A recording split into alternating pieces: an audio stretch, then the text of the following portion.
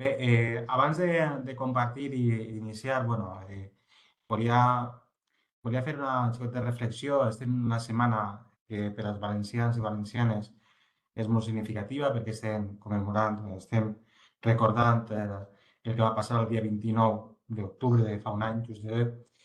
Ahir es va tindre un acte de record a les víctimes i jo, si me deixeu, volia aprofitar per a fer un acte avui, un dia després, dia 30, de record i d'agraïment, especialment d'agraïment a totes les treballadores i treballadors socials que avui esteu ací i els que no estan avui a la jornada perquè me consta que tant el dia 29 com els dies successius van ser molt, molt importants la vostra tasca i la vostra faena per a poder posar endavant i posar en marxa tot totes les ajudes que des de les diferents administracions es van oferir.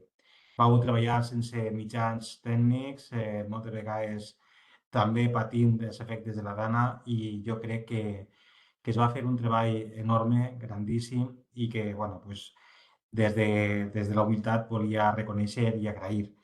I, per supost, també agrair el treball que me consta que va fer tant la Junta de Govern del Col·legi com totes les treballadores del col·legi que van treballar sense mirar hores ni dies durant moltes setmanes després de la dana. Dit això, eh, vaig a compartir un power, una presentació que servirà un poquet com a guia. Simplement és una guia per a que pugueu seguir de millor forma la presentació. La presentació, jo soc Antonio Orea, soc l'advocat del Col·legi de Treball Social de, de València des de l'any 2016. Disculpeu-me perquè estic tenint problemes a l'hora de compartir. Vaig a veure si puc resoldre-los. Com vos deia, el despatx d'advocats que jo dirigís és el despatx que està assessorant al Col·legi Oficial de Treball Social des del 2016. El nostre treball és un treball especialitzat en el món i en l'àmbit del treball social, en el que hem fet innumerables intervencions professionals, tant a nivell judicial com extrajudicial, tant com per a la Junta de Govern com per a la resta de col·legiades. Assessorem de forma habitual i constant a les col·legiades i col·legiats del col·legi i, per tant, siguem un despatx, com us he dit, especialitzat en el món del treball social. Per a emmarcar el que és la jornada i el contracte programa, perquè la jornada versa sobre el contracte programa, el primer que hi ha que dir és el marc legal i el context normatiu en el que està establert el contracte programa. La base fonamental és la Llei 3/2019 de Serveis Socials Inclusius de la Comunitat Valenciana, que jo crec que totes i tots conegueu.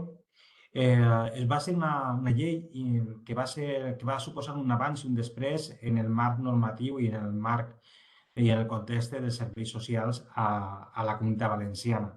Una llei novedosa perquè va ser molt davantera respecte a la normativa estatal i d'altres comunitats autònomes en matèria de serveis socials i que ens serveix de base per a remodelar i, evidentment, donar una espenta enorme a lo que eren els serveis socials que abans de l'any 2015 hi havia a la Comunitat Valenciana. La segona norma més important dins del marc legal que configura el contracte programa és el decret 38/2020 de coordinació i financiació en atenció primària de serveis socials. Este decret és molt important i s'ha modificat en diverses ocasions, però és el reglament bàsic encara que la llei 3/2019 no té un reglament, és el reglament que regula moltes de les qüestions de les que anem a parlar en el contracte programa. Després n'hi ha hagut un ventall de resolucions i decrets i de circulars emeses per la Conselleria per a definir els diferents contractes programa. Vosaltres, com a professionals en la matèria, sou coneixedors de les resolucions, el decret 27/2023 i el 51/2024, perquè es modifiquen determinats funcionaments i organització dels serveis socials, són molt importants. Però, com vos he dit, la part normativa, la llei que més importància té per a tant el contracte programa com per a la resta de matèria que anem a parlar aquesta vesprada és la 3/2019. Una llei que va suposar, com vos he dit, un abans i un després, encara que, evidentment, des d'un punt de vista jurídic, nosaltres sempre hem dit que se hauria de desenvolupar, que se hauria de concretar, perquè té parts que encara estan per desenvolupar, doncs encara així pensem que sempre és una llei que va suposar un avanç increïble en matèria de serveis socials. Què és el contracte programa? Què és el contracte programa? Doncs el contracte programa moltes vegades nosaltres, en el món de l'àmbit dels serveis socials, quan parlem de contracte programa ens referim al contracte nostre i és l'última part de l'exposició d'aquesta jornada a la que anem a fer referència, però realment per això els juristes moltes vegades diguem que el mal anomenat contracte programa. El contracte programa realment és un conveni entre administracions. És un conveni entre l'administració autonòmica valenciana i els ens locals. És un conveni per tant, està subjecte a petició dels ens locals o a la renúncia dels ens locals. No és obligatori. Què són els ens locals? Vosaltres ho sabeu perfectament. Quan parlem d'administració local estem parlant d'ajuntaments i estem parlant de mancomunitats. Evidentment, la Diputació també és una part fonamental del contracte programa, però naix de la normativa i de les competències que li són pròpies de la Conselleria i, per tant, de la Generalitat Valenciana. Són contractes, és un conveni que està supeditat al compliment d'uns objectius que estan marcats en la normativa que els crea. L'anterior 21-24 i l'actual 25-28 marca la normativa quins són els objectius, què és el que busca aquest contracte programa per al compliment. Evidentment, les administracions locals deuen de reunir, tenen que complir una sèrie de requisits molt importants i molt estrictes per a poder ser adjudicataris de contractes programa. Sobretot en base al que han fet en el contracte programa anterior. La duració són convenis plurianuals i això és molt important. Són convenis que tenen una data fixada de 4 anys, prorrogables. De fet, estem en la pròrroga del contracte programa 21-24 i és important perquè això dona una estabilitat i dona un caràcter estructural als serveis socials que hem aconseguit consolidar. I dic que hem aconseguit consolidar perquè vinguem d'una etapa anterior al 2015-2016 on els serveis socials no tenien res a veure al que tinguem en l'actualitat. I, per tant, l'estabilitat que dona tindre un programa, un conveni de financiació durant 4 anys ens dona una estabilitat grandíssima. Este contracte programa, com dic, té com a objectiu bàsic i és així, finançar els serveis socials durant un període de 4 anys a les entitats locals. I ahir es produeix una delegació de competències pròpies de la Generalitat Valenciana en les administracions locals, en la qual l'administració local és la que contracta tant el personal com els mitjans materials a canvi d'aquesta financiació que dona l'administració autonòmica. Per tant, estabilitat, consolidació de serveis socials, importantíssim en matèria de lo que és el contracte programa i per tant n'hi ha que reivindicar que se mantinga el contracte programa no sols durant el període 25-28, sinó que es prorrogue. El contracte programa té com a objectius generals, com us he dit, garantir una prestació de servicis socials de qualitat, que siguin estables.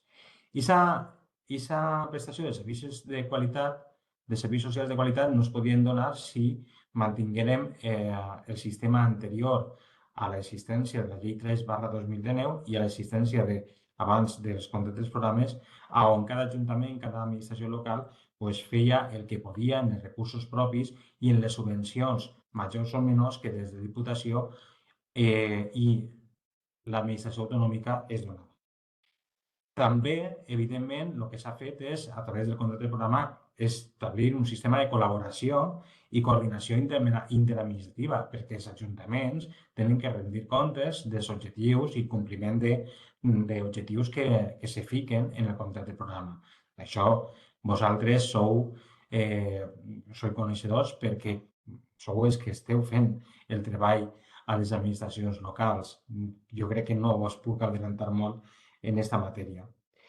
També, evidentment, ha servit per a definir recursos, definir servicis, per a ampliar la cartera de serveis socials que hi havia abans del 2015 i abans del 2019. I també establir els objectius per als pròxims contractes programa. Com us dic, els principals components del contracte programa és la diagnosi de les necessitats de l'entitat local, els objectius generals i les activitats que deuen desenvolupar cada administració local.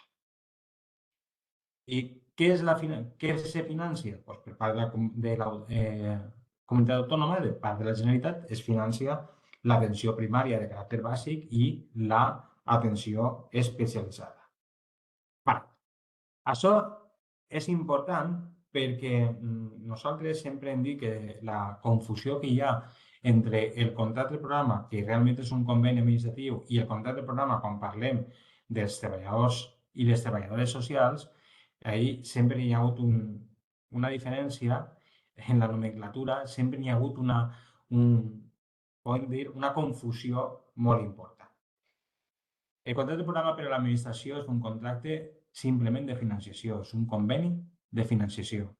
I això és molt important per a el que va a vindre després i en el que anem a centrar la jornada d'avui.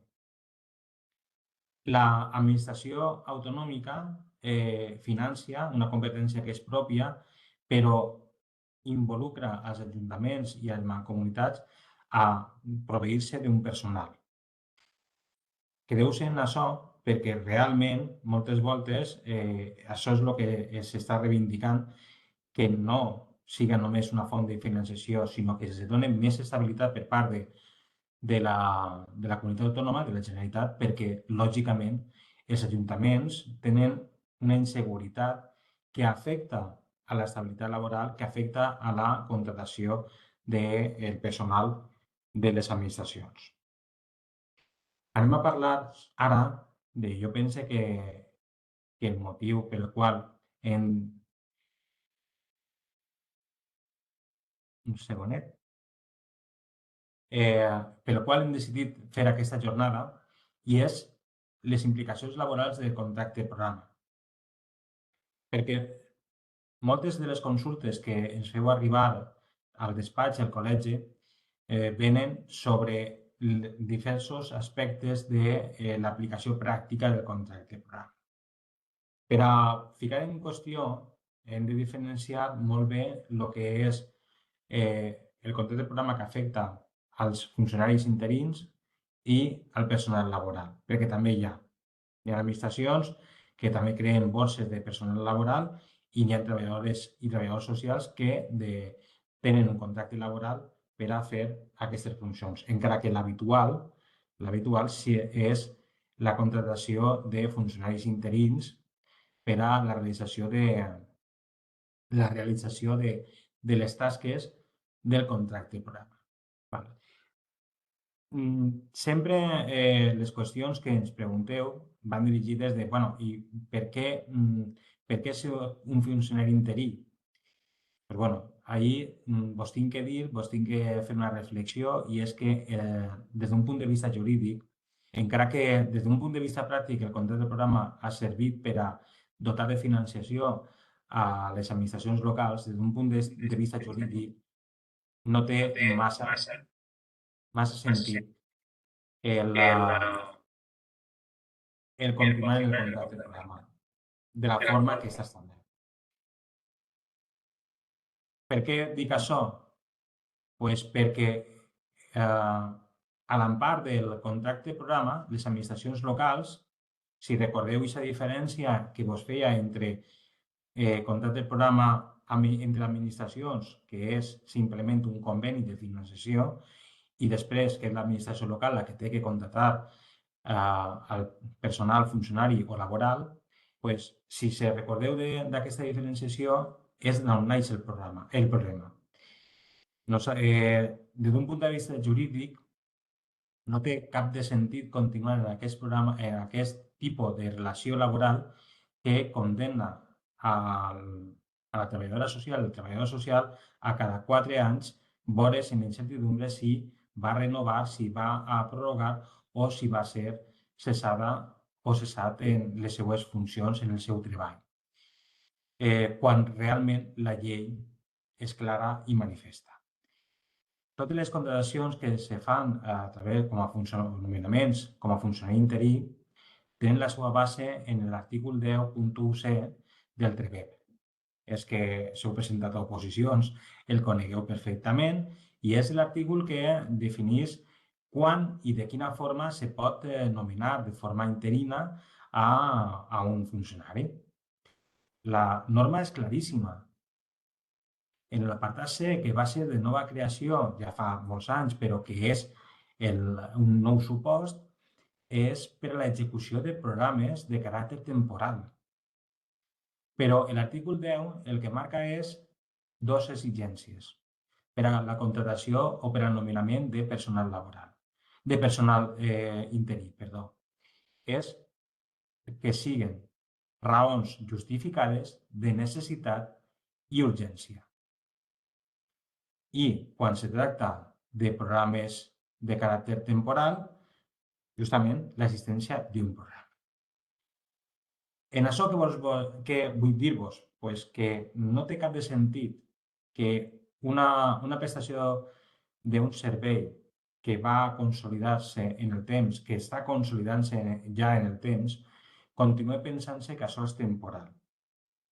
Evidentment, des del primer contracte del programa fins a l'actual, tots els ajuntaments, totes les administracions locals han implementat dins de la seva carta de servicis els serveis socials que coneguem en l'actualitat. I això és molt important perquè han passat de ser servicis estructurals, és a dir, de caràcter temporal, a un servici de caràcter conjuntural i, per tant, permanent. No cal saber, a nivell jurídic, que continuï contractant-se o nomenant funcionaris interins al personal al servici de les administracions locals quan el servici se té que considerar com a estructural. També és molt important fer menció de la disposició transitòria sexta de la Llei 3/2019, que permet el procés d'estabilització especial fora dels casos dels processos d'estabilització que conegueu totes i tots. En això, la reflexió que vull dir-vos és que quan se nomena un funcionari interí, realment la causa, la majoria de voltes, ja és nul·la de per si, perquè realment no se contracta, no se nomena un personal interí per una raó temporal. La temporalitat no és l'existència d'un contracte de programa que dura 4 anys perquè així no ho ha establert l'administració autonòmica en conveni amb l'administració local, sinó que aquestes funcions realment siguin temporals. Per tant, hi haurà que anar al cas concret, però la majoria de voltes el que ens trobem en les vostres consultes i en la informació que tinguem se tracta de que els contractes programa són un copia i pega de l'anterior, de funcions bàsiques de lo que és el treball social i, per tant, realment no estem davant d'una situació temporal específica en unes especialitats concretes, sinó que realment és l'equip base i el treball bàsic que fem tots els dies als nostres ajuntaments i mancomunitats. Això és important remarcar-ho perquè quan després arriba el moment del cese, que són on venen la majoria de consultes que ens feu vosaltres és està a punt d'acabar-se el contracte del programa i ja tinguem el cese a la vista. Pues la veritat és que el cese, en la majoria de casos, hauria de ser nul perquè realment la situació del contracte no ve definit per l'existència d'aquest conveni de financiació. Tinguem que separar el que és el treball que prestem a l'Ajuntament de la financiació que ens paga aquest treball. I hauríem de diferenciar-ho. Quin és el problema?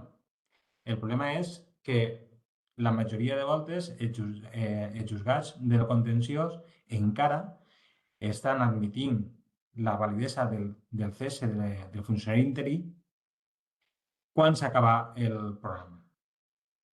Però cada volta són més la jurisprudència, cada volta són més els juzgats que el que estan analitzant és el cas concret, que és el que es deu de fer, per a veure si realment les funcions que feia la treballadora social són les mateixes que estava fent abans una altra treballadora social per un contracte de programa anterior.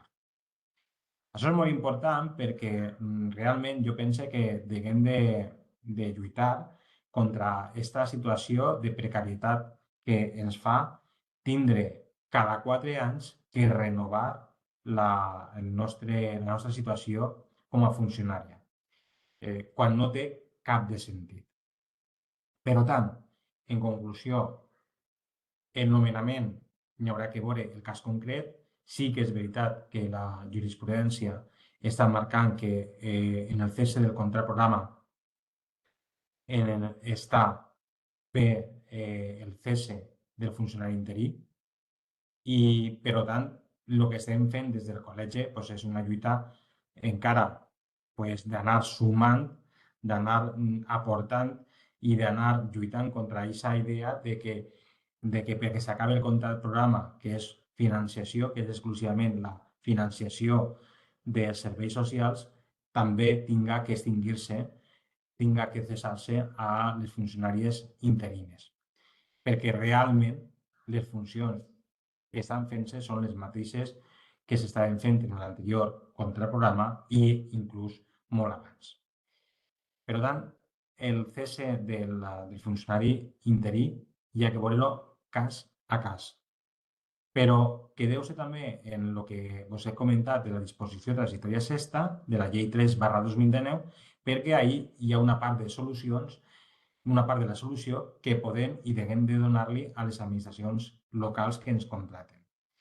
En definitiva, l'aport que tenen totes les administracions locals, i per això hi ha borses que exclusivament duren 4 anys, els nomenaments es fan de 3 anys més 1, exclusivament, i l'aport que tenen les administracions locals ve marcat perquè, lògicament, la financiació la dona la Generalitat, però l'administració local és la que té el risc de quedar-se en una plantilla de treballadores socials, de psicòlegs, de lletrats, d'educadors socials, que sense aquesta financiació no poden mantenir i, per tant, és el que vos estic comentant, que hi hauria que arribar a un nou contracte, no un contracte de programa, sinó un nou sistema on aquesta financiació fora més estable i no perjudicarà ni precaritzarà el personal que està treballant tots els dies als serveis socials de les administracions locals.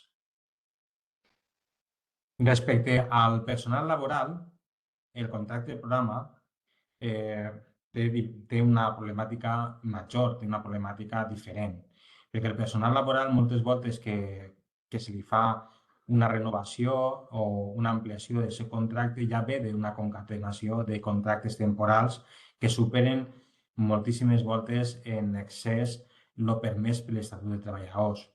En el cas de funcionaris interins, la norma marco és el TREBEP, evidentment, però en el marc del personal laboral la norma és l'Estatut dels Treballadors.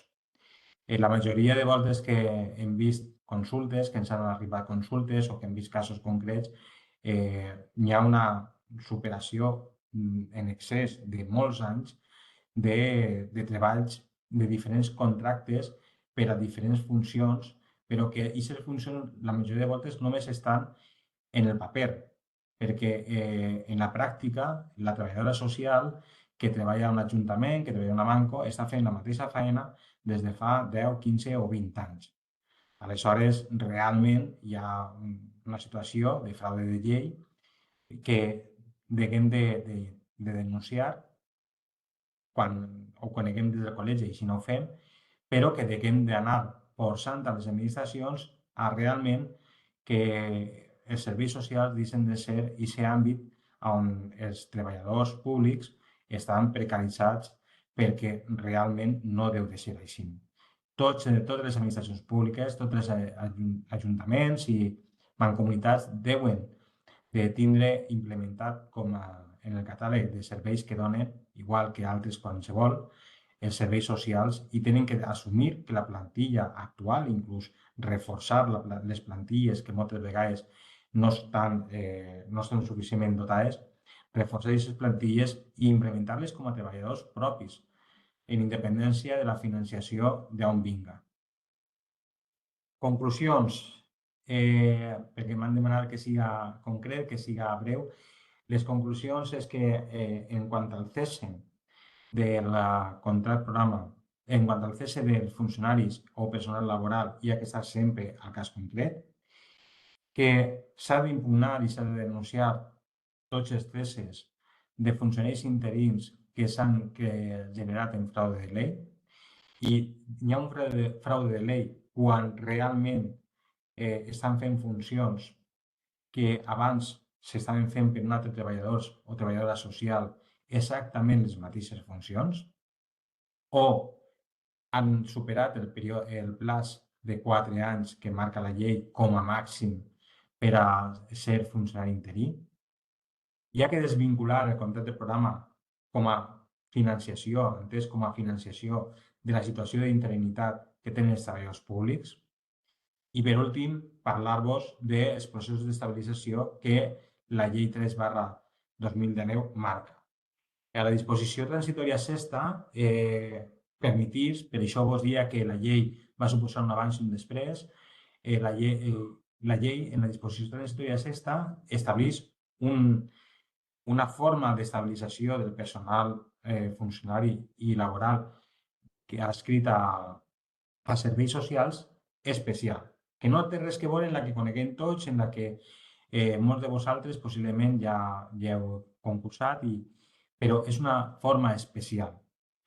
Sí que és veritat que no és una obligatorietat per part dels ajuntaments, però sí que també és veritat que molts ajuntaments, moltes administracions públiques tenen a la mà fer aquest servici de tindre aquesta ferramenta, aquesta eina per a procedir a l'estabilització i evitar la precarització del personal adscrit a serveis socials que cada 4 anys, com vos dic, es veu en la incertesa de si va continuar o no en el seu lloc de treball. Crec que és una obligació de tots, del col·legi i per supost de la col·legiatura, de fer servir aquest procés d'estabilització, de lluitar per evitar la precarització dels serveis socials i de lluitar contra que els serveis socials atén als més desfavorits, però realment no té per què ser un servici precari per al treballador públic. Jo, com m'han demanat ser breu, he intentat sintetitzar moltíssim i pense que el més interessant pot vindre de part vostra, per part de les preguntes o el debat que generem ara, després d'aquest xicotet rotllo que vos ha soltat respecte al programa, al contracte de programa. Així que jo quede ja a la vostra disposició per atendre les preguntes que supose que seran molt més interessants que la meva explicació. Moltes gràcies.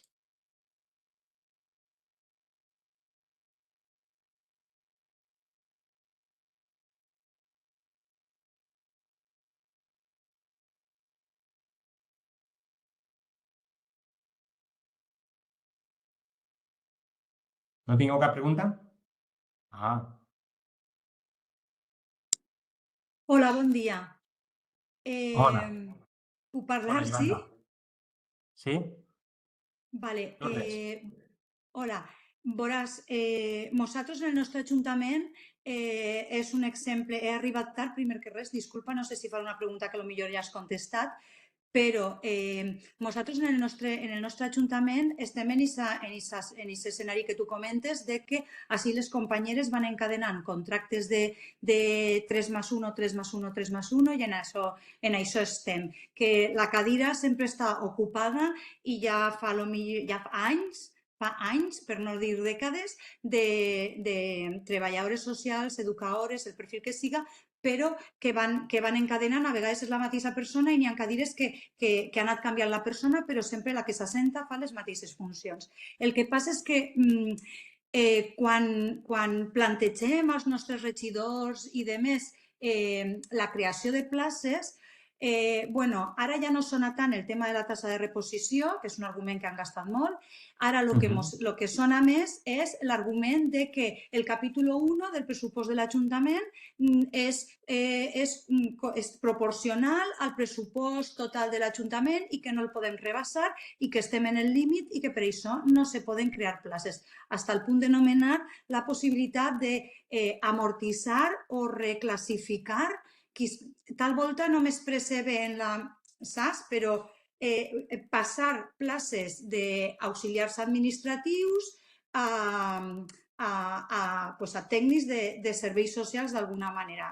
Quan dic places d'auxiliars administratius me referís que vaig entendre jo, no sé si serà així, que aquestes places com que les amortitzen i en aquests dinerets poden crear una plaça d'això altre. No sé, la veritat és que és un tema que a mi me preocupa moltíssim perquè patís el servei, patís l'usuari i patís la companyera o el companyero que està en aquesta situació laboral tan precària. Sí, Lourdes, has fet un resum molt bo de quina és la situació pràctica que provoca el contracte programa. Per què? Pues per una qüestió molt senzilla. Per el final que comentaves, sí que és veritat que la llei i els contractes programes que es van derivar de la mateixa han donat una major estabilitat, una major carta de serveis en serveis socials, però, clar, com puguem tindre uns serveis socials de qualitat si cada 4 anys els components dels equips estan pensant si van a ser cessats o van a renovar o inclús molts ajuntaments estan introduint normes, instruccions per a impedir que el mateix personal pugui accedir de nou a ser treballador social o a mantenir el seu lloc de treballador social, encara que siguin borses noves. A veure, evidentment, la creació de places depèn de la criteri d'oportunitat política, no se li pot forçar. De moment, de moment. Per què dic de moment? Perquè ja es comencen a haure alguna sentència en la que diuen que clarament serveis socials o una prestació d'un servei social que està donant-se des del 2015 no es pot ara considerar estructural, sinó que és conjuntural i, per tant, obliga els ajuntaments a crear les places, a dotar les places per personal de carrera, que és el que es hauria de fer. Perquè aquest és el problema. El problema és que deurien, aquesta precarietat que tinguem, i ahir el contraprograma pues, hauria de reformular-se per a dotar de major garanties, tindrien que treure les places per a dotar-les de forma definitiva i a soles aquells programes temporals que realment tenen una duració inclús inferior als 4 anys, estar coberts per personal, per funcionaris interins. Ja que la teva reflexió em pareix molt encertada.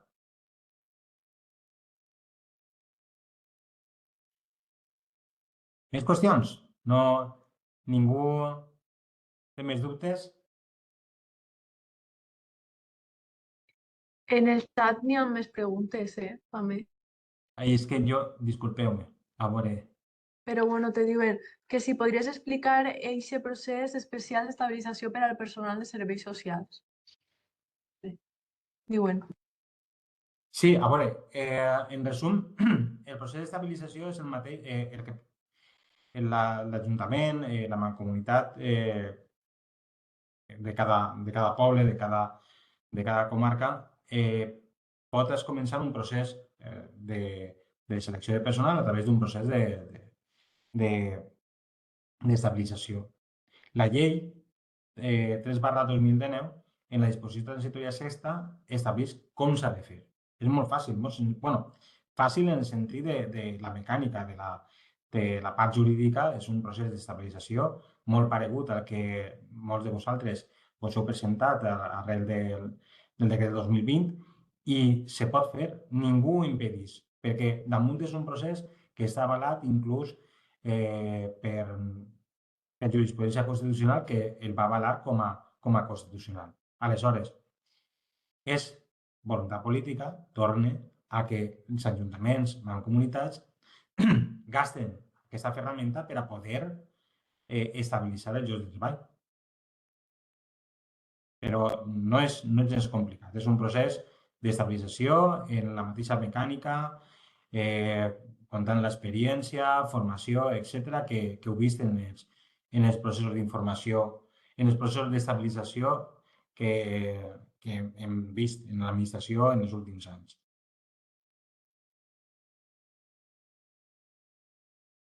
Més preguntes? Perquè jo el xat, a veure, estic llegint-ho. Disculpeu-me que no...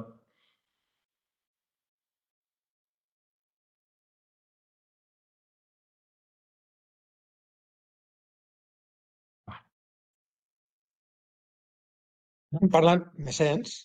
Sí, perfectament. Estaven parlant de que Maria Murillo està dient que s'haurien de pujar els mòduls de finançament per part de la Generalitat i la Diputació perquè els ajuntaments i les entitats locals no volen pagar la diferència, que és molt costosa, diuen. També estan dient i que hauríem de parlar més de l'estructuralitat del sistema, és a dir, i jo pregunte coses que tu has dit, és a dir, dius que se pot denunciar un cese de este tipo de contratació, ¿vale? Un interí que cesen i eso. I realment és que totes les figures són estructurals segons la llei 3/19. Per tant, me pregunte, i no podem directament denunciar el que s'ha fet un contracte de programa temporal quan és una plaça estructural? I per altra banda, si denuncies quan se cessa, com se denuncia i a on arriba? Si realment guanya el judici, vol dir que se reincorpora a la plaça? Què és el que passa en la persona que denuncia? Val. Vos comente. Se pot denunciar el cese o el cessament? Per supost. Per suposat. De fet, nosaltres hem anat de forma particular en molts casos contra resolucions de cese de treballadores socials per aquesta qüestió. Ara, el problema és que en dret generalitzar no és bo. Sempre hi ha que anar, i per això ho ficava en la presentació, al cas concret. Hi ha que anar al cas concret per veure el programa de cada ajuntament, de cada administració local, i les funcions que realment feia el treballador social, si són les mateixes que estaven fent-se des de en l'anterior contracte de programa o inclús abans. Per tant, sí que és possible. La jurisprudència vos ha dit que encara, per desgràcia, no està assumint, a poc va canviant, però encara majoritàriament és contrària, i tinc que dir, perquè és així, és contrària a veure que estem davant d'un treball, d'unes funcions que ja són estructurals dins de lo que és l'administració local i que, per tant, no té que cobrir-se aquest lloc de treball de forma precària i de forma interina. Què és el que passa si anem a judici i el guanyem? Lògicament, al decretar-se nul·la la resolució de cese, doncs, com vosaltres conegueu, el personal, la treballadora social, torna al seu lloc de treball. Torna al seu lloc de treball. Perquè així també és una qüestió que estem lluitant i és que quan s'acaba aquest contracte del programa i se cese, pues, no hi ha tampoc indemnització pel cese provocat per l'extinció del contracte del programa. Entonces, el treballador social, el treballador públic està pues, un poc a l'arbitri de que se renovi aquest contracte del programa, a la financiació d'aquest contracte del programa, perquè també has posat un tema molt important i és que les administracions locals no estan complint moltes voltes, en altres sí, cada volta més, però en moltes voltes no està complint en la seva obligació de retribució justa a les treballadores socials, als treballadors socials. No té res que veure la financiació que reben per a financiar un servici en què aquest treballador públic té que tindre una retribució conforme a lo que marca o bé l'Estatut o bé la normativa del treballador públic. Entonces, moltes voltes ens trobem, sobretot en ajuntaments més menuts, en mancomunitats més menudes, que la retribució és per baix del que marca la llei, que marca la normativa, inclús en ajuntaments o en mancomunitats que estan adherits al conveni marc i que no retribueixen, perquè sempre aleguen de que no poden retribuir en la mateixa quantia perquè la financiació que tenen és inferior. Però això és un problema d'ells. És un problema d'ells.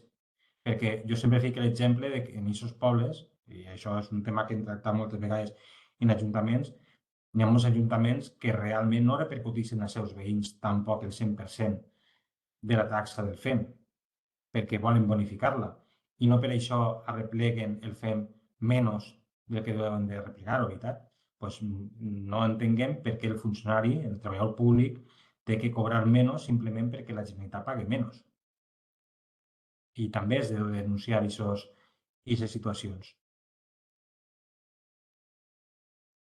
No sé si t'ha respost, Pere, a les qüestions que plantejaves. Sí, sí. De totes formes, també voldria saber, perquè sé que han guanyat companyes alguns judicis per el tema de que no s'estava retribuint segons el conveni o segons l'Estatut de... Vull dir, no estava cobrant, igual que la resta de funcionaris de l'Ajuntament, estaven cobrant el contracte programa. Això és un delicte, o sigui, és una estafa. No se pot cobrar el contracte programa, que és una forma de finançament. Aleshores, què està passant en aquests casos? Se pot denunciar, se pot reclamar. Jo també conec altres casos que ho han aconseguit a base de convèncer al polític i el polític al secretari i a l'interventor i interventora de convèncer-los de que era precís pagar bé si no volien tindre la fuga que tenen i la falta de qualitat. També n'hi ha polítics que s'ho creuen al final. Però, bueno, en general sí que han hagut de denunciar alguns casos i conec casos que ho han guanyat. Però és aixina de... Vull dir, les companyes que estan en aquest frau poden denunciar, resultaria... Sí, a veure, el funcionari públic té la retribució en funció si és funcionari, la majoria de vosaltres sou funcionaris, la retribució en funció del que marca els pressupostos generals de l'Estat, en les actualitzacions que hi ha. Per tant, què és el que passa? Nosaltres sempre que tinguem un cas paregut, un cas d'aquests supostos, el que fem és el següent. Sempre ens posem en comunicació en l'Ajuntament o la Mancomunitat perquè la majoria de voltes el polític de turno no coneix que està pagant per baix de lo que marca la llei. No ho sap. Moltes voltes el tècnic sí que ho sap, el secretari interventor sí que ho saben, però volen quadrar els ingressos en les despeses. Clar, això no és possible. La retribució té que ser la que marca la llei, en cada cas. Si el funcionari, la que marca l'ordre, i si és treballador, la que marca el conveni d'aplicació. I això s'ha de denunciar i s'ha de reivindicar i reclamar. I damunt una reclamació que moltes vegades ens trobem en què hi ha moltes administracions locals que diuen el pla per a reclamar és de l'últim any. No. Nosaltres hem guanyat i sempre que hem guanyat ens han reconegut un termini, un plaç de prescripció de 4 anys. Per què?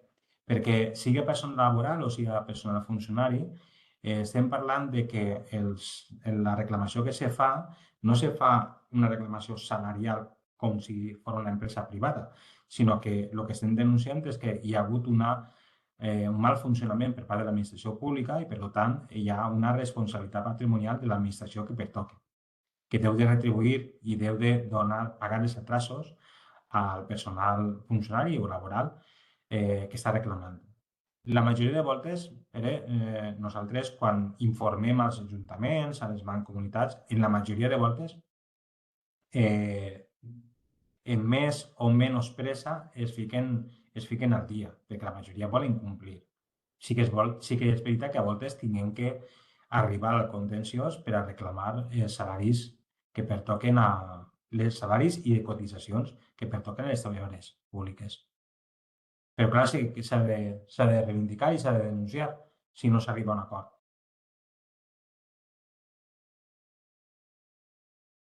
Més coses.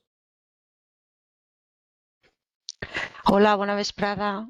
Jo sé que tenia també una pregunta que igual està un poquet fora del context, però com has iniciat la teua explicació dient que és voluntari adherir-se a aquest contraprograma, en la província de València hi ha una mancomunitat que no està adherida al contracte programa.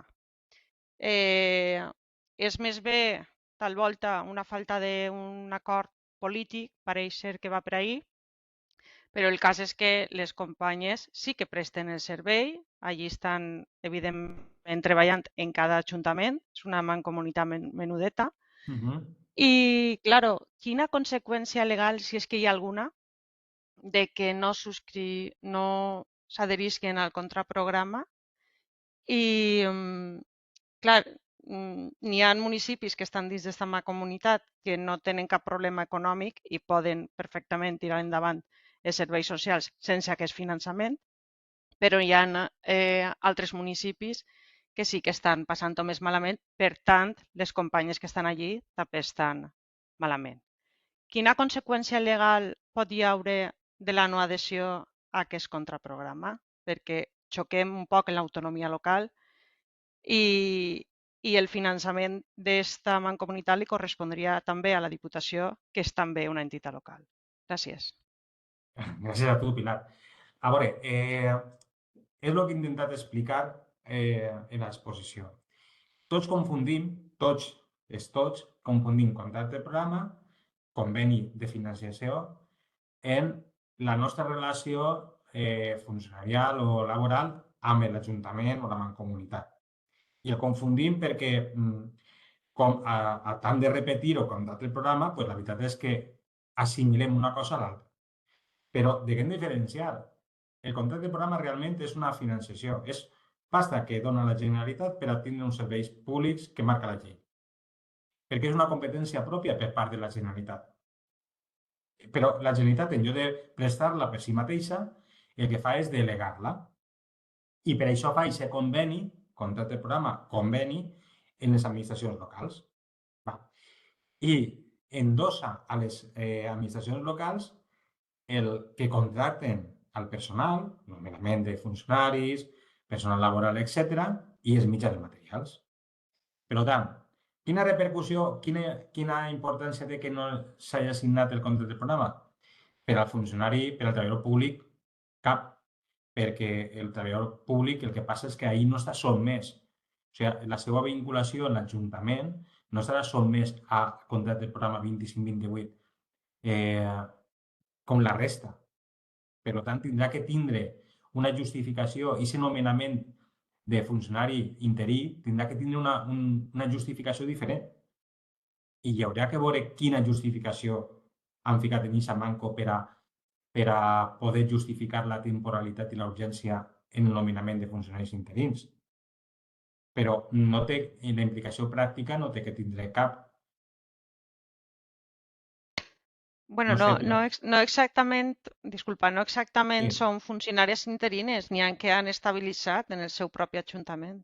El problema sí, sí, és que no han subscrit el contraprograma i hi ha ajuntaments pues, que no tenen tanta capacitat econòmica i la veritat és que els està costant tirar endavant i tindre els professionals que els correspondria tindre, perquè bueno, saps que en el contraprograma arreglar la ràtio llei, hi ha un número de mhm. professionals, ha de ser un equip interdisciplinar i allí pues, ara mateix està en una situació més Que no complicada arriben, perquè no arriben. A veure, algun municipi no arriba, clar. Aquest és el clar, problema. ahí, Pilar, el que passa és que bueno, en alguna, la veritat és que els casos de renúncia són, que jo conega, són mínims, són mínims. I moltes voltes no és que s'hagi renunciat, és que no han complit els requisits que marcava l'anterior contracte programa i, per tant, no podien subscriure ara el nou contracte programa. Que la veritat és que és difícil no complir els requisits, però hi ha administracions locals que no complissin. Clar, les companyes que estan allí, encara que tinguin la plaça titular, doncs tenen un problema de recursos econòmics per part de les seves administracions.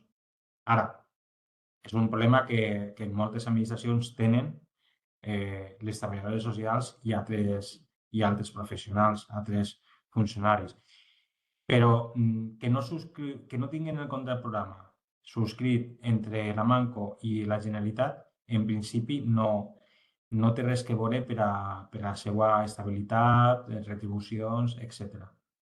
És un problema de que aquests ajuntaments tenen que ser més responsables i veure que tenen finançament suficient per a pagar les nòmines a final de mes. Val, moltes gràcies. Gràcies a tu, Pilar. Més qüestions?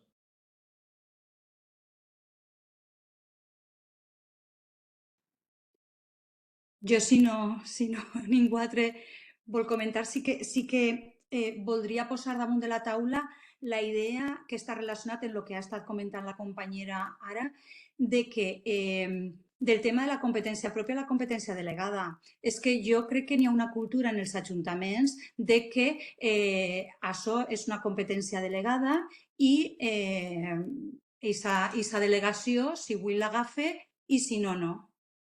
Saps? Entonces, com que d'alguna manera s'està fent una gràcia, t'ho dic perquè este tipus de cultura sí que jo la veig que se manifesta quan a un company o a una companya li paguen just lo de la subvenció. Perquè és que jo com a ajuntament, com que som un servei a banda, com un pegote que estem ahí i que si estem bé i si no tan bé. Però aquest tipus de qüestions en altres àrees de l'Ajuntament no se donen. No se donen.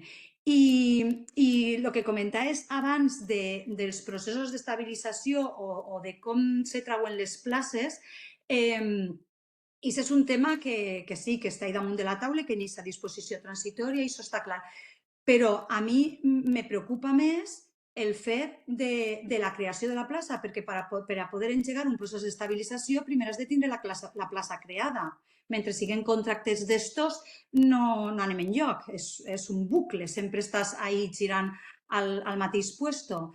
Entonces, pues no res, això volia posar esta reflexió perquè és algo en lo que jo me tope molt quan a nivell tècnic els meus superiors me diuen, els superiors tècnics de serveis socials me diuen que compartixen l'argumentació, que compartixen la necessitat, que tal, però que després, quan pues això, en els interventors, secretaris i tot això, pues que ahí se troben en estos hàndicaps, no?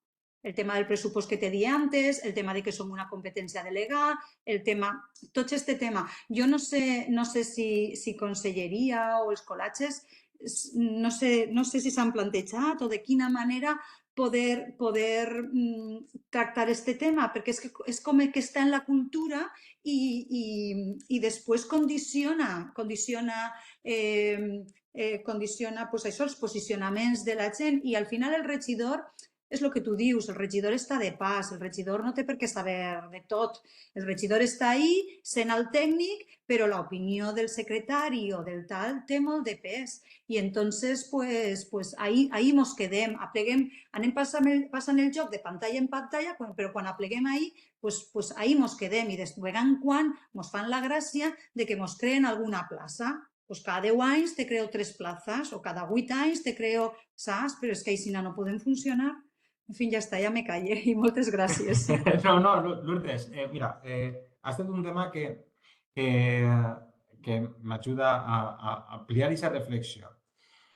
Vos comente, quan nosaltres vegem la situació a nivell del que és la província de València, inclús la resta de la comunitat valenciana, lògicament, perquè ens interessa, que vegem supostos de tot tipus. Però tu has donat un supost molt important i és que analitzem moltes voltes les RPTs dels ajuntaments i analitzem les plantilles dels ajuntaments. Pues, continuem veient que en la majoria de RPTs en ajuntaments sabem que n'hi hagi 10 treballadores socials, només estan reflectides 2 places que són les que antigament tenien l'any 2010, 2012, i la resta, les 8 restants, que estan des de fa 8-10 anys, no estan, no existeixen. Per què? Perquè sabeu que el personal temporal, el funcionari interí, no forma part de la RPT ni forma part de la plantilla personal de l'Ajuntament. Sí que forma part, sí que té que estar en el pressupost, en el nexe de personal, però no forma part de la plantilla perquè no és plantilla, no són places que l'Ajuntament vaig a crear. Pues ahí, Lourdes, lo que se fa sempre és lluitar per a que s'incluïsquen, per a que aquesta estabilització, aquesta estructura se mantinga, perquè no té cap de lògica que serveis socials tinga una plantilla, com tu has dit, un pegot de l'Ajuntament, quan en urbanisme no n'hi ha cada pegot, quan en esports no n'hi ha cada pegot, o quan en altres àrees de l'Ajuntament no hi ha cada pegot. Això només passa en serveis socials. Aleshores, el contracte programa va servir per a dotar d'una financiació estable a serveis socials i per ampliar plantilles que abans eren molt més reduïdes, però el següent pas jo crec que és l'estabilització del personal que està prestant servicis des de fa 4 o 8 anys, perquè hi ha una altra cosa que jo vull que obrir el debat, i és moltes consultes que ens venen en què passa quan se renoven les borses d'ocupació, les borses de treball. Clar, hi ha moltes borses que incluïssin una clàusula que és nul·la de ple dret i és la impossibilitat de qui està prestant servicis com a funcionari interina o com a personal laboral de concurrir en aquesta nova borsa. Perquè, clar, els secretaris de l'Ajuntament el que no volen és que una persona estiga més de 4 anys prestant servicis per a l'Ajuntament. I fan aquesta provisió, ho hem vist en diversos ajuntaments de la província de València. Aleshores, i per supost que ho hem impugnat, però són problemàtiques que vegeu en el dia a dia i que si no tens la informació, doncs moltes voltes te deixes portar pels tècnics municipals que et diuen no, és que és impossible, no, és que és il·legal. No és, moltes voltes sí que és il·legal, però moltes voltes simplement és que els secretaris interventors el que no volen és incomplir la llei, però a costa del funcionari, de l'empleat públic de serveis socials.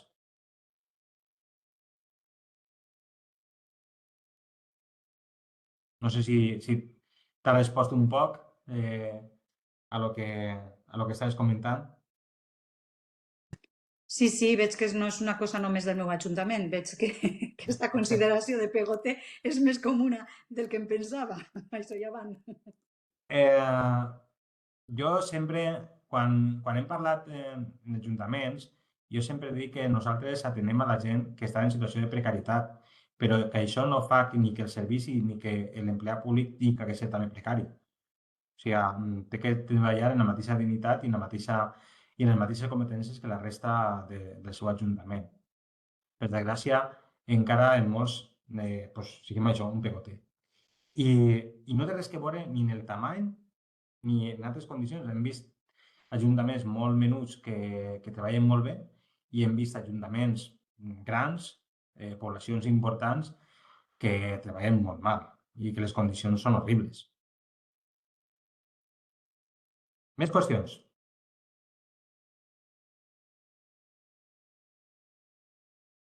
Alguna valenta, algun valent? Segur que dubtes tingueu.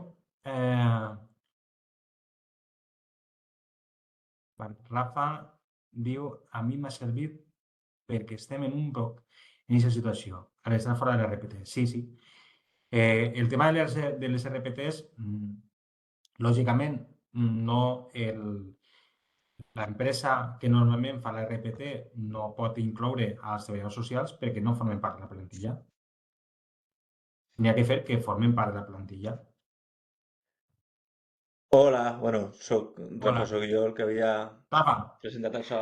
Nosaltres que justament en el nostre Ajuntament doncs, bueno, havíem estat reclamant, havia fet el procés d'estabilització d'algunes places, d'estabilització no, perdó, de passar a funcionari de carrera a algunes places, val? I havien ampliat el contracte programa i bueno, hi havia una gran disparitat de salaris entre uns i altres, entonces, bueno, van reclamar i estava per baix del mínim, sí que van igualar i en teoria han igualat, estem ara encara pendents de que s'aplique, sí que va passar pel ple municipal, però ja en el següent pas de continuar parlant en lo que s'argumentaven, per lo que ens comentaven, era el tema de que com no estava en la RPT no tenien per què ajustar exactament la mateixa quantia econòmica que la resta i, en fi, al final hem quedat al mínim legal, però continua havent disparitat entre companyes que fan exactament la mateixa tasca que nosaltres i no ha hagut una igualitat salarial real. Han passat al mínim exigible i ja està. I argumentant justament en el tema de la RPT. El que passa que nosaltres sí que estem arrencant el segon any en aquest ajuntament de contracte programa, entonces entenc que fins que no arribem per almenys al quart any no podríem exigir, això és una pregunta, exigir per dir-ho d'alguna manera, el reclamar o el sol·licitar que entrarem com a RPT. Correcte? a veure, reclamar que ens incluïsca en la RPT és una petició que moltes voltes, o sigui, no existeix una obligació per part de... a veure com ho dic. En un principi, estar 2 o 3 anys no implica que l'empleat públic sigui considerat estructural, perquè la jurisprudència demana més temps, val? Perquè la jurisprudència encara està donant-li suport a que hi ha un contracte de programa i que aquest contracte de programa acaba en el 28 i que, per tant, a partir del 28 pot acabar tot. Si no renova, tot el món que ha sigut contratat, que ha sigut nomenat en base a aquest contracte, aquesta financiació, pot acabar. Però per a lo que és la reclamació de retribucions, com ha dit, sí que hi ha un plaç de 4 anys màxim. És a dir, puguem reclamar fins als últims 4 anys. S'ha de reivindicar que ens incloïsquen en la plantilla de personal i per tant en la RPT? Sí, perquè que nosaltres, i jo parlo ara a les companyes, als companys que esteu ara en aquest contracte de programa, que heu sigut nomenats fa un any, 2, però que anteriorment en el mateix ajuntament hi havia altres companys, altres treballadores socials, que ja prestaven un servici molt o idèntic o molt similar. I, per tant, ahir ja s'acredita el caràcter permanent de les funcions. I és el que s'ha de reivindicar. Sempre que parlem de funcions, parlem de servicis i de funcions. Servicis que es presten per part de l'Ajuntament i de les funcions que són el que fan les persones que presten aquest servici. No sé si t'ha contestat, Rafa. Sí, a veure, també un poc era una pregunta un poc així genèrica per entendre un poc la situació, perquè el context legal, sinó que sí, també ja t'he dit, el que s'ha parlat antes m'ha servit un poc d'ubicar-me o entendre un poc més completament el context legal de tot això. A mi, per almenys, sí, m'ha valgut. Moltes gràcies. Gràcies a tu. Que a voltes volia- els advocats mos expliquem molt mal. Jo sempre dic que mos expliquem d'una forma un poc estranya i no és que sou vosaltres, sinó que siguem nosaltres que tinguem dificultats d'explicar-nos. Més En coses? el meu cas m'ha valgut. Més preguntes? Jo voldria Jo voldria preguntar-te dos coses. Una és la diferència entre la RPT i estar en plantilla en un pressupost aprovat. Jo el que he sentit és que estar en plantilla en un pressupost estructural aprovat és suficient. N'hi ha mancos, sobretot, i alguns ajuntaments que la RPT l'actualitzen cada 10 anys. Però té igual. Vull dir, ja és suficient que estigues en plantilla per a ser estructural. Això és una cosa. I l'altra, bueno, és preguntar-ho, si és així, com jo he entès de xerrar i tal. I l'altra cosa és que el tema no hem nomenat algo que jo he utilitzat molt o que hem parlat molt el primer contracte programa i era l'obligatorietat que diu la llei de serveis socials d'estabilitzar, incorporar progressivament els puestos de treball a l'estructura de l'Ajuntament durant el primer contracte programa, que ja dona finançament estable, no? Això no se pot fer servir. Evidentment, suposa que no, perquè no s'ha complit.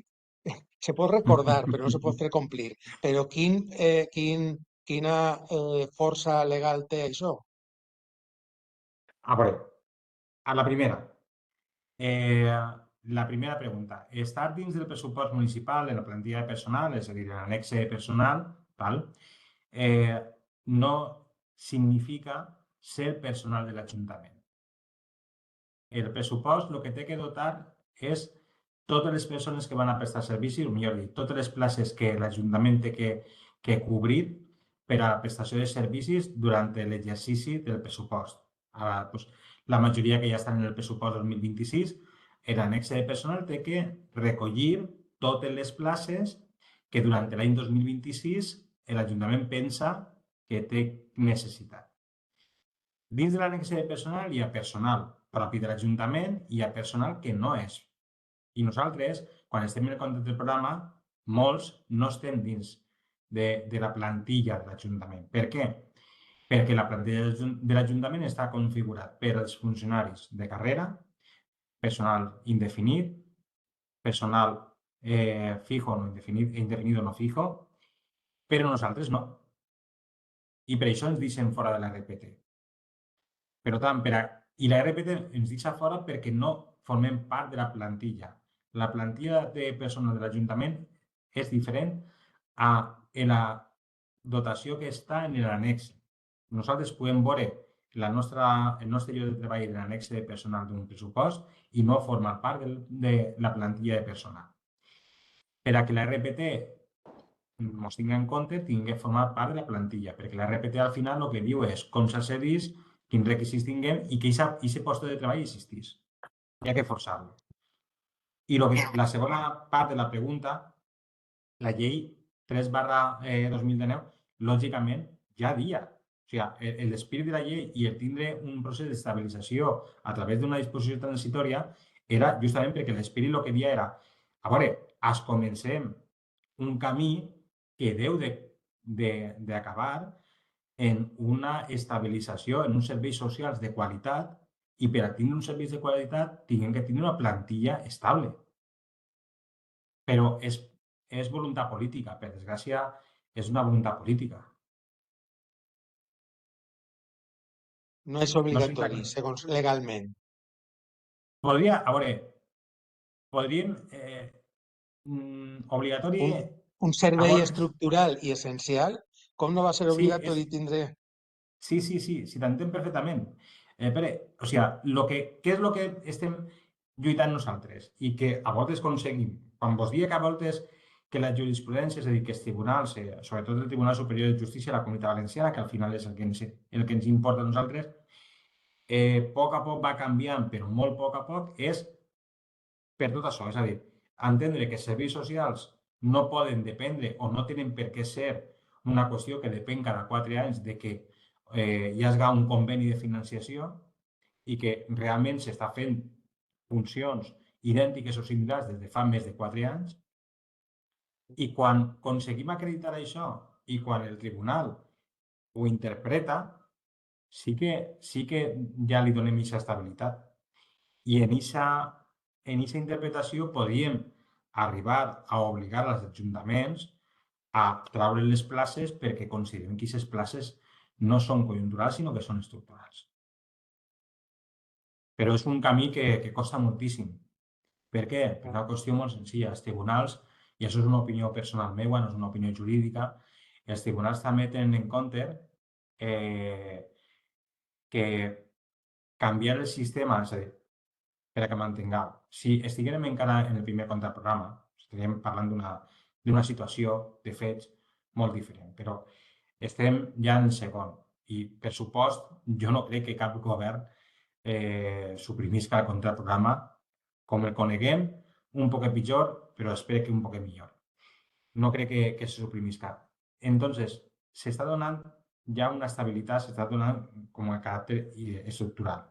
Què és el que passa? Que els tribunals també el que pensen és que no poden canviar de colp el sistema perquè, lògicament, els ajuntaments tindrien un problema molt seriós i és que tindrien plantilles que són seues sense saber realment si van a tindre una financiació o no. I aquest problema pràctic també existeix. I aquest problema pràctic també tinguem que conèixer-lo. És a dir, tinguem que saber que els ajuntaments tenen molta por a quedar-se en una plantilla, en unes plantilles que no saben si van a poder mantindre sense aquesta financiació.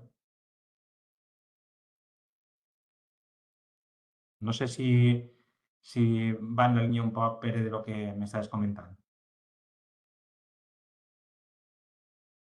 Sí, lo que pasa es que yo soy más radical y pensaba que era molt més... Jo soc molt... I pensava que era molt més senzill. Vull dir, és estructural. I són essencials. Que poden desfer-lo? Per desgràcia, sí. Poden començar a enderrocar, com han començat. Però jo pense que ve per quedar-se, com tu dius.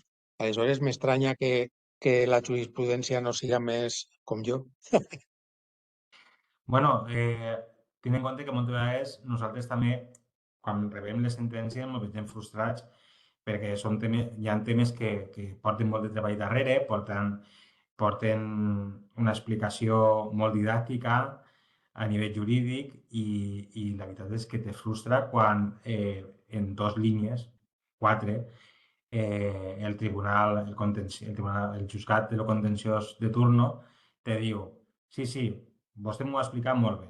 Sí, el treballador està fent funcions que hi havia una altra treballadora social que ja estava fent 4 anys enrere. Però en el seu nomenament fica que se nomena en virtut del contracte programa 25-28.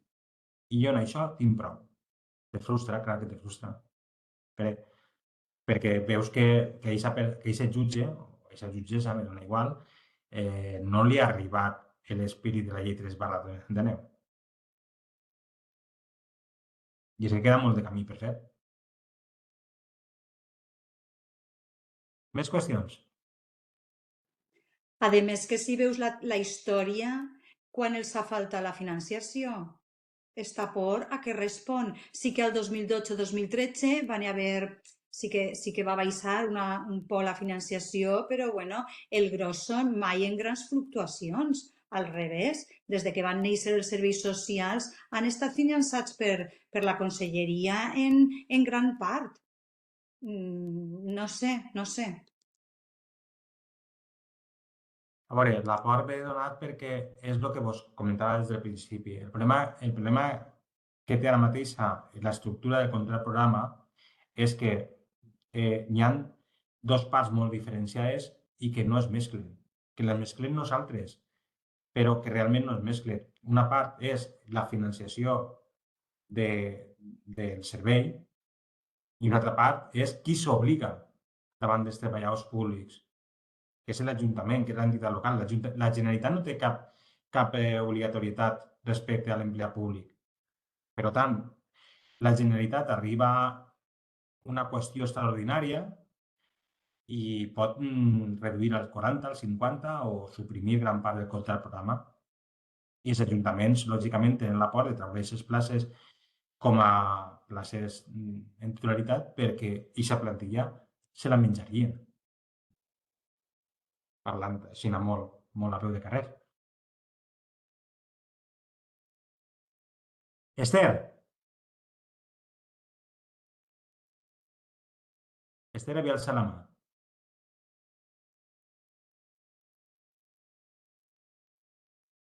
Pues, si no és Esther, alguna qüestió més? Vos puc preguntar jo, en el tema de les borses, perquè és un tema prou recurrent, esteu veient que se creen noves borses en la intenció d'extingir justament o de justificar el cese de les treballadors socials que hi havia abans? És la problemàtica en els vostres ajuntaments? ¿Conegueu el tema? No. No sé si se me oye. Es que estoy desde el móvil intentándolo. ¿Se me oye? Sí. Hola, buenas tardes a todos. Disculpar que me he podido conectar muy tarde, pero bueno, llevo un rato escuchándoos y mi intención no es hacer una pregunta ahora. Simplemente ahora yo llevo ya unos años separada de servicios sociales propios del servicio de equipo base y solamente para que veáis un poquito la trayectoria, solamente os voy a hacer una aportación muy escueta que ha sido la situación que vivimos desde el Ayuntamiento de Paterna, desde la localidad de Paterna, en la que, bueno, hubo una subvención de estas típicas de 3+1 en plena elaboración del contrato programa. No, a mí no me llegó el contrato programa. Yo realmente, pues ya un día antes de que se finalizara la posibilidad de renovación, fui yo misma la que causé baja porque, bueno, me llamaron desde Consellería y acepté la plaza y ya no sé cómo quedó el tema, ¿no? Pero sí que es cierto que voy a hacer una observación muy rápida.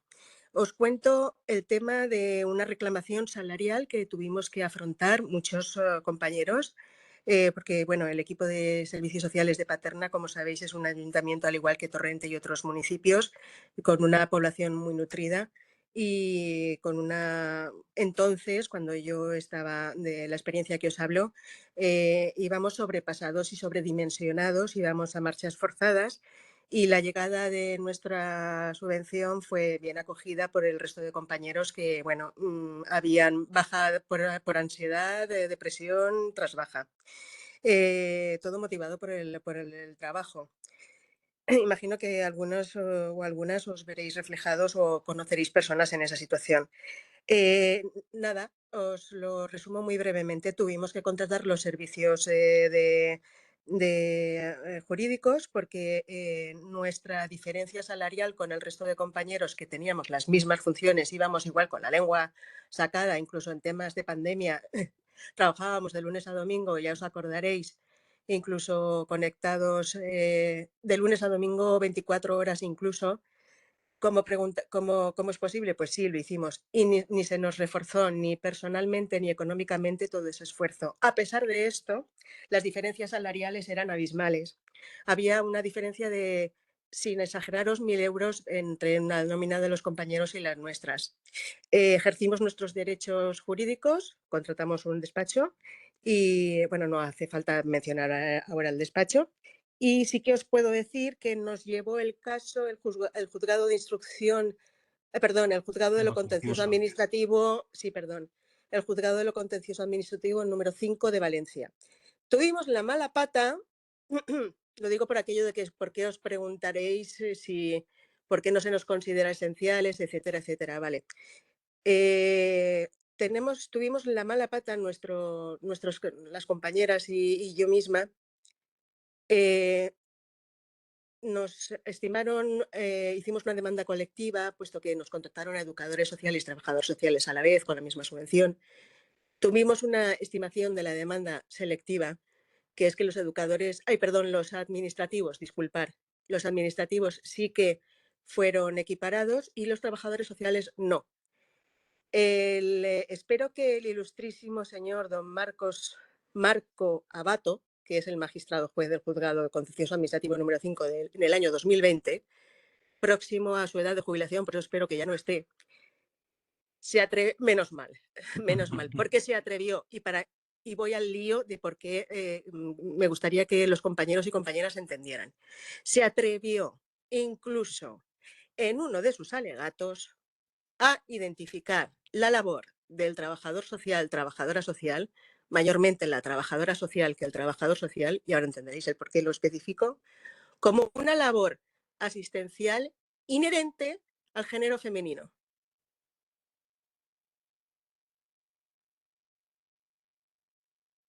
Mi silencio os acaba de decir mucho, ¿verdad? Bueno, pues perdimos la demanda, ¿eh? Ante estas posiciones de falta de cultura de lo que es el trabajar por las personas con vulnerabilidad, del trabajo que debería ser esencial, de las cuestiones y voluntades políticas.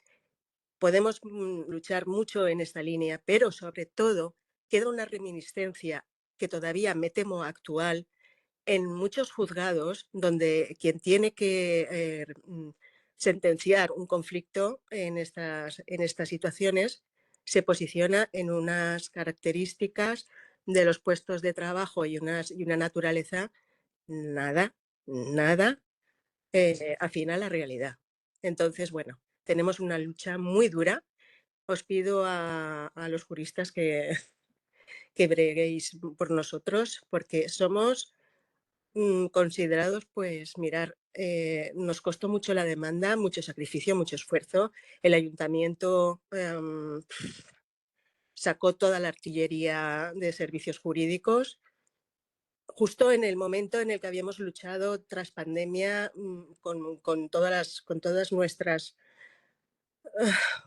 esperanzas puestas en ello y todas nuestras energías. Y aún así se nos premió con esta defensa a ultranza de esa idea. Y este magistrado, pues bueno, se recurrió, pero no hubo tutía. Lo siento por esta experiencia que os he narrado, pero es la que he vivido. Está claro, yo no hablo de contrato programa, era de las subvenciones aquellas anteriores, porque no existía todavía, pero es para que veáis la voluntad y que existe en áreas, en instancias jurídicas superiores y que hay que luchar mucho también. La posición del trabajador social, incluso como perito, perito de parte, incluso o que se nos tenga en cuenta como perito en un caso ante los accidentes de tráfico, las historias clínicas, las negligencias y todo esto, para que se nos tenga en cuenta al trabajador social como perito de parte, ya estamos luchando mucho que se nos respete esta figura. Pero es que incluso para defender nuestros derechos, necesitamos muchísima ayuda. Y no interrumpo más. Muchas gracias. No, gracias a ti, Esther. Gracias a ti porque me pone en relación a dos cuestiones que quiero plantearos. Una es, evidentemente, la concienciación, la pedagogía es muy necesaria. En el mundo jurídico, cuando hablamos de juzgados y tribunales, yo entiendo a Pere, que decía com pot ser que això que jo veig tan clar un jutge m'ho vesga. Doncs, quin és el problema? Que moltes voltes hi ha que, quan anem al contenciós, primer hi ha que explicar quina és la nostra professió, que la nostra professió és una professió tècnica de qualitat i que, per tant, se té que ficar al mateix nivell que les altres disciplines que formen els equips base. I després, posar-vos també en relació en una qüestió, i és que quan parle de precarietat, quan parle de que hi ha que lluitar per a de trencar aquesta identitat entre contracte programa i situació d'interinitat, és perquè, per una qüestió que heu dit vosaltres, i és que quan fan nomenaments interins, moltes voltes les retribucions són inferiors que la resta dels funcionaris que estan prestant servicis, dels treballadors socials, de les treballadores socials que estan ja a l'Ajuntament. I això a voltes pareix il·legal d'inici, moltes voltes ho és, però també tinc que aclarir una qüestió que he comentat abans. No sempre ho és.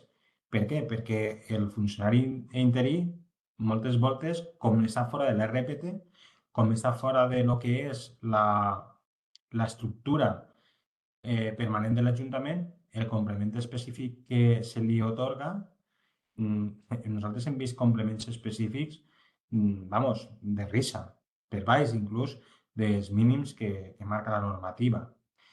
Clar, quan anem al juzgat a reivindicar el complement específic de treballadors socials que són diametralment diferents i quantitativament molt per baix dels complements específics de les seues companyes, pues tinc que dir que, per desgràcia, en un alt percentatge no aconseguim fer-li veure al jutge que és un treball similar i que, per tant, se mereix una retribució similar.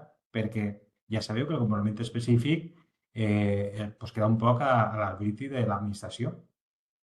És un poc no vaig a dir una concessió graciosa de l'Ajuntament, però sí que depèn de que l'Ajuntament tingui voluntat de modificar aquest complement específic.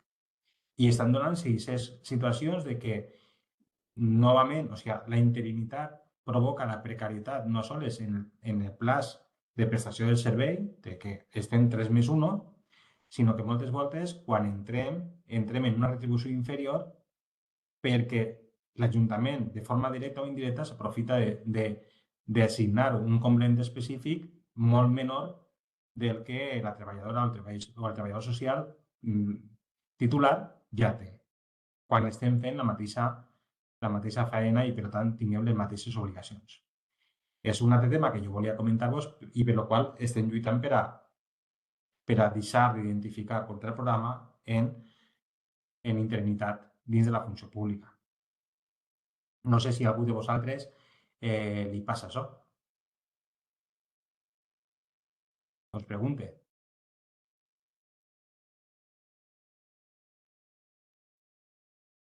No, entenc que no vos passe, però sí que hi ha moltes consultes que quan ens fan arribar la documentació veig gent que sí, que cobra menys, i estic parlant de quanties pues, de 500, 600 o 800 euros mensuals, inclús arriben a aquestes quanties, i que realment no puguem fer res perquè deriva del complement específic.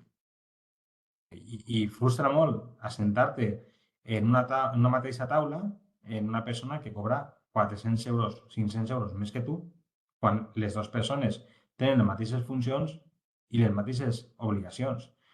I no depèn de la treballadora social titular, sinó depèn de l'Ajuntament, que s'aprofita un poc d'aquesta situació de precarietat per a, no dic que estigui generalitzat, però hi ha ajuntaments que, igual que paguen per baix de lo que legalment és obligatori, justificant-se en que no reben més subvenció, doncs, al mateix temps també aprofiten aquesta porta que es deixa el complement específic per a retribuir menys. Reme.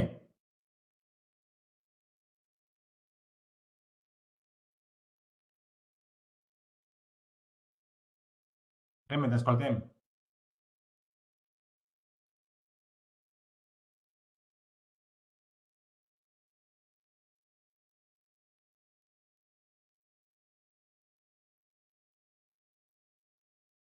No sé si Reme pot connectar-se. No.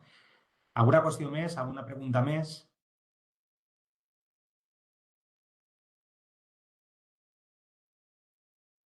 Hola, m'escolteu ara? Sí. Ah, val, perfecte.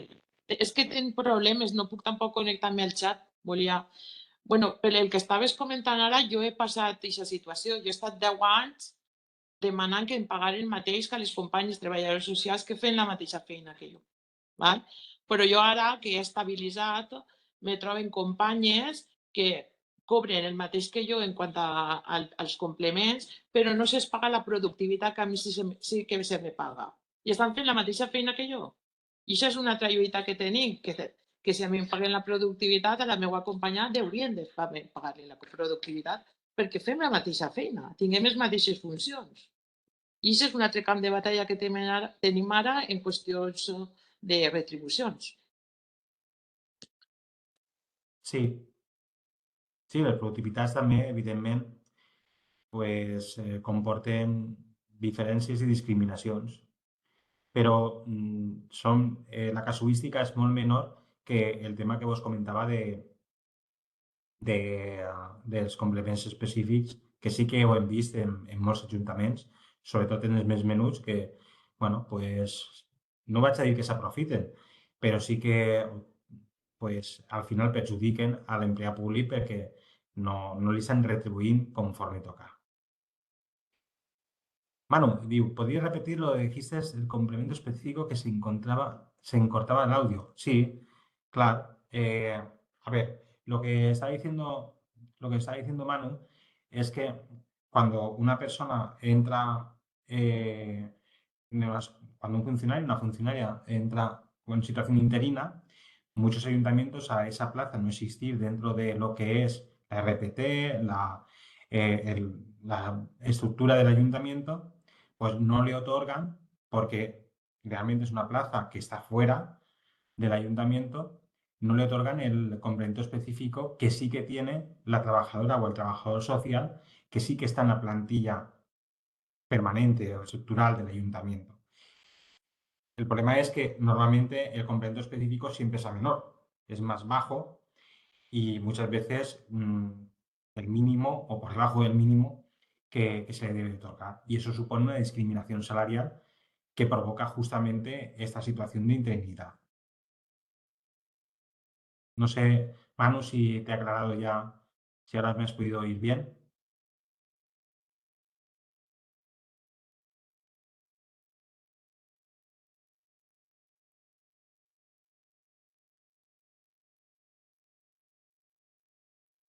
Lourdes, sí, hi ha alguns ajuntaments que han indemnitzat.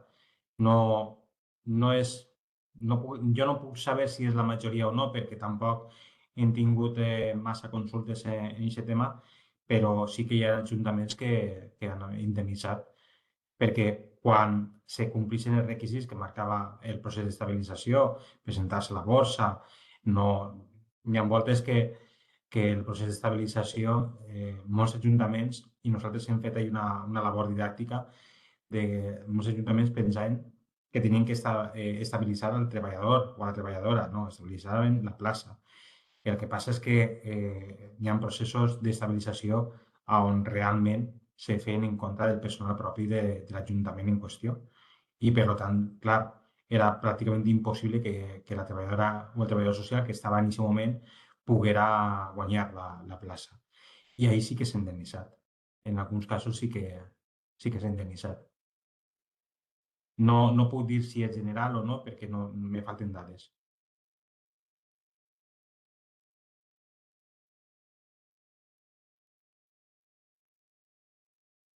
Sí, estic d'acord plenament, Lourdes, en tu. Sí que hi ha un bon grapat de personal.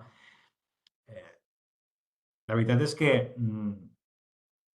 moltes voltes, per lo que diem d'aquest pegote, jo crec que els ajuntaments, n'hi ha ajuntaments, bueno, hi ha entitats locals que sí que han assumit que els serveis socials té la mateixa o més importància que el Departament d'Urbanisme als anys de la bombolla immobiliària, no? I que deuen d'enfortir, reforçar i donar estabilitat a aquest servici, perquè realment és el que ara mateix demanda la societat. Ampliar la cartera de servicis que dona serveis socials jo crec que és essencial i ahir sou vosaltres. Avui, per sort, els serveis socials s'han ampliat al món judicial, s'han ampliat a altres camps que fa sols 10 anys eren impensables. Però hem de continuar reforçant l'administració pública i, sobretot, en base a el que ens ocupa avui, que és el contracte programa, dir que està molt bé, que la financiació ha donat estabilitat i creixement de serveis públics, però que és necessari. Hi haurà una altra llei? Uf, Això, no sé, la pròxima volta que veig a Pedro Sánchez li pregunte, però no ho sé, no. La informació que ens arriba no és de fer un altre procés, disculpeu la broma, però no. Crec que en aquests processos d'estabilització se fan cada 15-20 anys. Doncs és difícil que a curt plaç.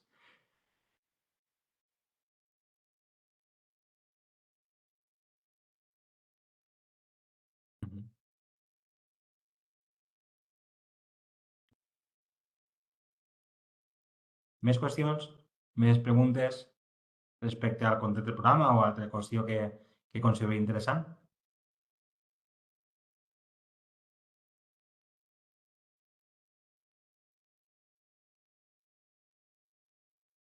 No hi ha res més.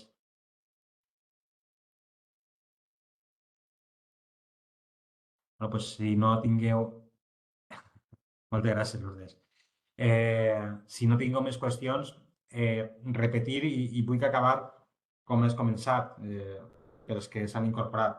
En esta setmana de reconeixements jo reconec al col·legi, reconec a vosaltres perquè aquests dies jo vaig tindre la sort, dic la sort perquè sempre és d'agrair, de tindre molt de contacte amb moltes treballadores socials i moltes consultes que se feien de forma urgent perquè no tenien mitjans, no tenien procediments, no sabien molt bé si estaven fent les coses bé, si no estaven fent les coses bé, què podia passar en un futur. I jo vull dir-vos que aquesta mal anomenada recuperació, en gran part, sou vosaltres els que heu ficat les eines per a poder ser possible.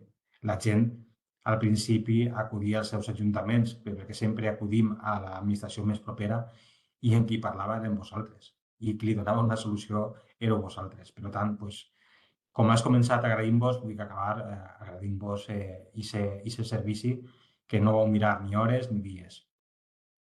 Manu, digo, en mi caso hay diferencias entre los mismos compañeros. Mal respeto, sí. Manu, lo que ha comentado del complement específic és així, és a dir, és que per desgràcia, i és un tema difícil de lluitar, és un tema difícil de lluitar perquè els juzgats diuen que és l'Ajuntament o l'administració la que deu d'establir el complement específic. Clar, obligar a un ajuntament a ficar un complement específic se pot fer?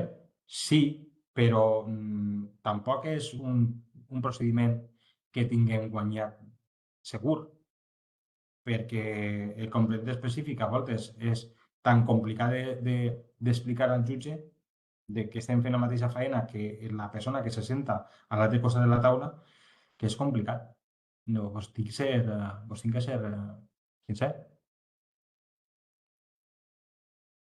Si no hi ha complement específic a una nòmina, si té l'estructura... A veure, això sí que és diferent. Això sí que és diferent. Si l'estructura salarial de la vostra nòmina és l'estructura d'un funcionari, val? Així aprofito ja per a parlar d'aquest tema. Si l'estructura salarial és salari base, salari complement específic, complement de destí, si no hi ha complement específic, sí que es deu de reclamar. Perquè una cosa és que ens fiquem, per dir-vos una barbaritat, €1 de complement específic i una altra cosa és que no existisca. Perquè el complement específic forma part de l'estructura salarial de qualsevol funcionari, interí o de carrera. Dona igual perquè els drets laborals són exactament les mateixes. Si no està, és com si no estiguera el complement de destí. Té que existir. I sé que se té que reclamar. ¿Vale? I això és un aspecte prou important perquè hem fet moltes reclamacions quan en la nòmina vegem que no hi ha complement específic. Altra qüestió és el personal laboral que tindrà una nòmina conforme al conveni d'aplicació. Entonces, ahí evidentment no pot existir el complement específic perquè no està en l'estructura salarial del conveni. ¿Vale? Pues res, agrair-vos a tots la participació, l'atenció i la veritat és que ha sigut un plaer en aquesta primera volta que he tingut l'oportunitat, agrair al col·legi aquesta oportunitat que m'ha donat i, com sempre, a la vostra disposició. D'acord? Salutacions. Gràcies. Gràcies a vosaltres.